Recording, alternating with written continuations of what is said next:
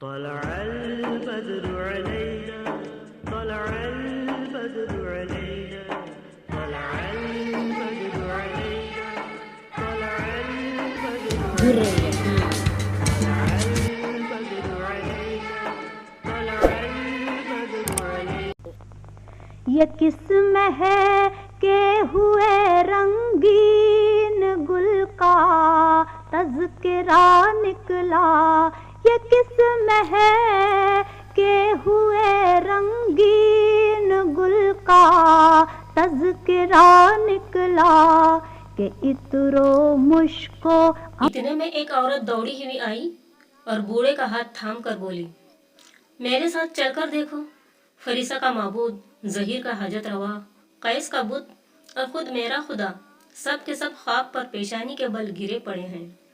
اس پر بوڑھے عرب نے عورت کا ہاتھ جھٹک کر جواب دیا، میں خود اس پریشانی میں مبتلا ہوں، میرے معبود کو نہیں دیکھ رہی ہو؟ خاک پر سر رکھا ہے، تم اپنے معبودوں کو سنبھالو، میں اپنے خدا کو تھامتا ہوں۔ جہاں عبد المطلب کے گھر میں آمنہ پر سرور آمیز گنودگی سی طاری تھی، اسی عالم میں اس کے کانوں نے سنا، یہ اسماعیل ذبیح اللہ کی ماں ہاجرہ ہیں۔ آواز تھوڑی دیر کے لیے رک گئی اور وقفے کے بعد زیادہ شیریں لہجے میں کسی نے کہا، ام احمد دعائے ابراہیم مبارک۔ پھر فضا میں قدر سکوت کے بعد ایک صدا گونجی، آمنہ، یہ عیسیٰ روح اللہ کی ماں مریم ہے، کنواری مریم، شہر جلیل کے مبلغ کی والدہ محترمہ۔ پھر دوسری آواز، ام محمد نوید مسیحا مبارک۔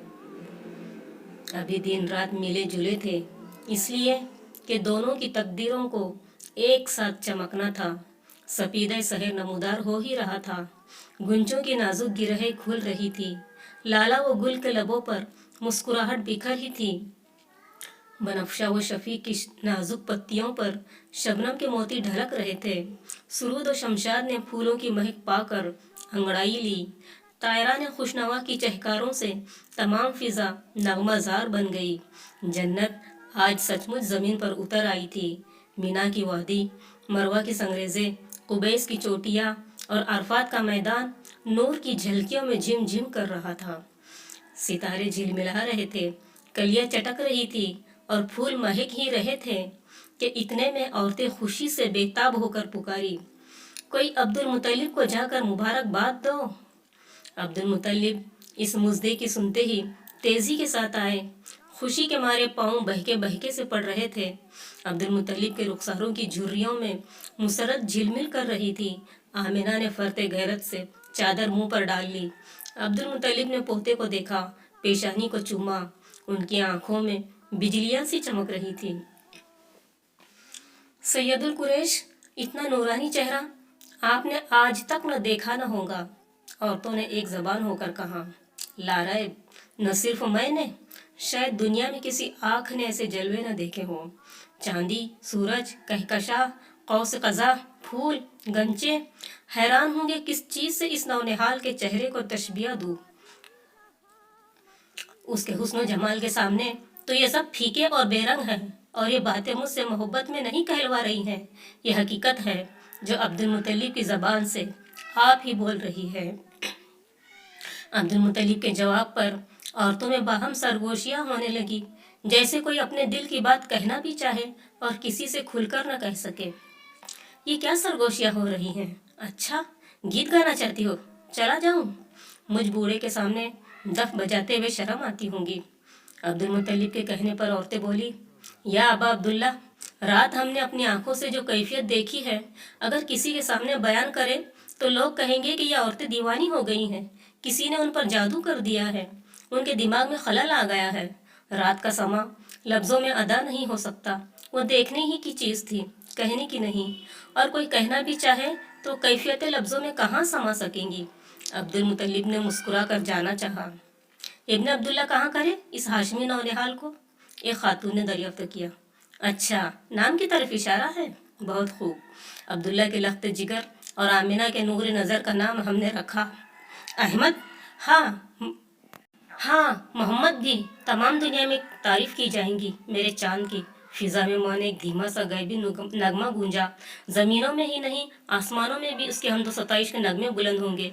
अब मुतल्लिब का जवाब सुनकर आमिना के होठों पर मुस्कुराहट सी आ गई, जैसे दिल की बात अब्दुल मुतल्लिब की जबान पर आ गई। तज़किरे काबा से हटकर कुछ दूर जहाँ पर आमुल फील में अबरहा के लश्कर ने हरम पर चढ़ाई के लिए आते हुए आखिरी मंजिल की थी, चंद दुकानें, कच्ची दुकानें और खसपोश भी, किसी किसी की महराबों में पक्की ईंटें भी लगी हैं। इन दुकानों पर घरेलू ज़रूरियात का सौदा सुल्फ मिलता है। आटा, चावल, सत्तू, नमक, जैतून का तेल, कपड़ा सीने का धागा और फसल की तरकारियाँ और फल भी। गाहक आते हैं, सौदा लेकर चले जाते हैं और दुकानदार और उनके दोस्त अहबाब फिर बातें करने लगते हैं। कुछ सुना तुमने उबैद? अब्दुल मुतल्लिब ने अपने पोते के 2 नाम रखे हैं, अहमद और मोहम्मद, एक सानोली रंगत के दुकानदार ने कहा। बिल्कुल नए अंदाज का नाम है। अंसाब कुरैश का माहिर हूँ और न सिर्फ नसब नाम में मुझे याद है, बल्कि अदनान के हालात, मुर्रा की ज़िंदगी, कलाब की दास्तान हयात, लवी के वाक़यात और कुसई के कारनामे गिन गिन कर बता सकता हूँ। मुझे मालूम है कि बनो बकर और बनो तगलुब के दरमियान जब ऊँट चराने पर झगड़ा हुआ था तो किस कबीले के कितने आदमी मारे गए थे। तुम्हारी इस खुसूसियत पर तो बनो खजीमा नाज करते हैं। इन्हीं लोगों में एक बोल पड़ा। इस पर माहिर अंसाब मुस्कुराता है। आदमी तो आदमी, मैं ये तक बता सकता हूँ कि उमैया जिस घोड़े पर चढ़ा करते थे उसकी नस्ल के घोड़े कहाँ कहाँ हैं, और अबू सुफियान के पास जो तलवार है उसे नजद के हाकिम ने हर बक कोकब और क्यों दी थी।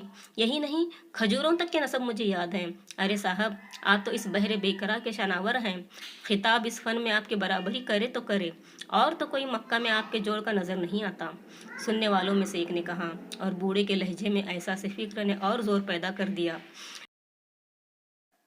ये जो उतामा का बाग खुश जायका की खजूरों के लिए सारे हिजाज में मशहूर है, इस नस्ल का सिलसिला कबीले तय के इस नखलिस्तान तक पहुंचता है जो मौर्य के नज्जार में उजड़ गया। कहो तो मौलू को हीरा की दास्तानें सुना दूं, कबतियों के उरूज जवाल की तारीख बयान करूं। चचा जान, इब्ने अब्दुल्ला का जिक्र हो रहा था। इस पर बूढ़े ने गहरी सांस ली। तेज और मुसलसिल गुफ्तगू ने उसे थका सा दिया था। बोला, मैं यकीन के साथ कह सकता हूँ कि अहमद और मोहम्मद आज तक किसी कुरैशी का नाम सुनने में नहीं आया।